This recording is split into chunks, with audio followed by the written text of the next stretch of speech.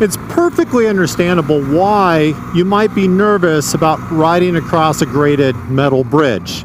First, the fact that the grading makes the bike feel very unstable. And second, because it's metal grading. So how much traction can there be on metal grading? Well, it turns out there's actually quite a bit of traction on the metal grading, and most of these, they have a crisscross hash on them. They may even have some paint with aggregate in it that gives you some traction, but you're not going that fast. It's not that big a deal. You're not going to side slip, and the recommended speed on this bridge is 15 miles per hour. So I'm going to go through at the lowest speed. Now, the reason I'm doing this is to kind of illustrate why I don't recommend going slow. That's the first instinct a lot of riders have, is to go very slow. Then if you let go of the handlebars, you'll find that the bike itself really, although it doesn't want to just fall down, it doesn't really want to go in a straight line. And that has to do a lot with the speed.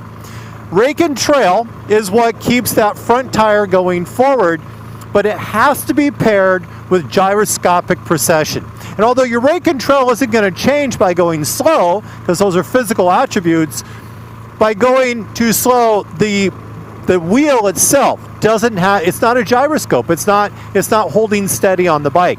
And that'll make you feel a lot less comfortable. Your tendency is to grip hard onto the handlebars. That's only going to make things worse. It's going to make the bike less stable. All right, I've mentioned to a couple times that the rake and trail and the gyroscopic precession, the stability of the front wheel, is what keeps you upright.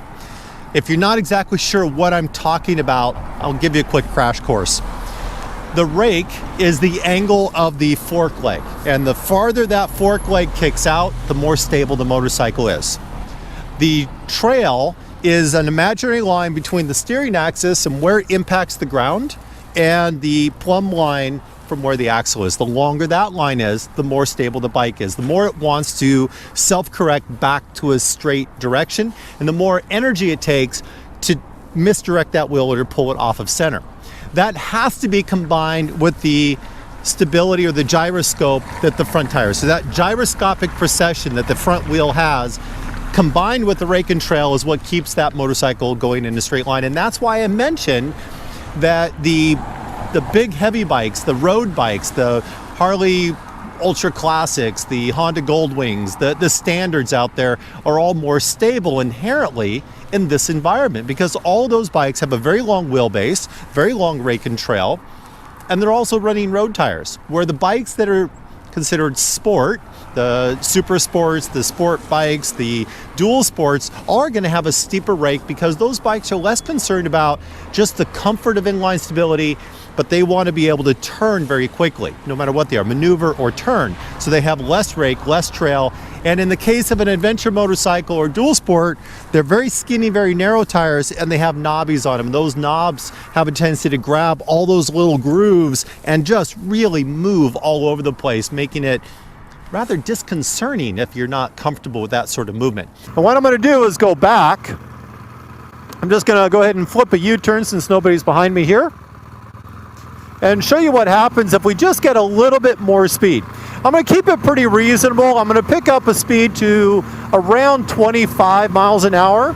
So I'm about 25 here. So still very reasonable. We're not trying to go flying across. But as soon as I do that, you can see the bike becomes stable. Now it's very easy to stay relaxed, to enjoy, to look around, to look up, to look down, and to just enjoy the ride across the bridge, because now I'm not doing any work. I'm letting the motorcycle do the work.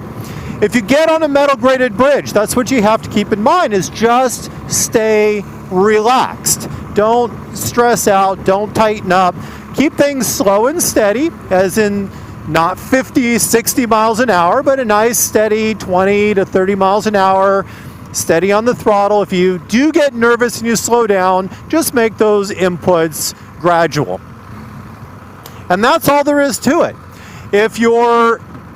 If you've never experienced that feeling of just the bike being loose underneath you, one of the ways you can experience that is by going out and jumping on a gravel road. If you get on loose gravel, you'll get that same sensation, that movement moving around. Also, my other recommendation, since I'm full of them today, If you've never done this before, don't wait till you have a passenger, you're on a trip, until you're going to get really nervous, because attitude matters. And if you can stay relaxed and enjoy what you're doing, then you're going to have a much better time. You're going to stay relaxed. It's not going to be a big event. It's just something you do while you ride. So go find a bridge, spend some time, go back and forth until you know you're comfortable. That way it doesn't catch you off guard when you're not ready for it.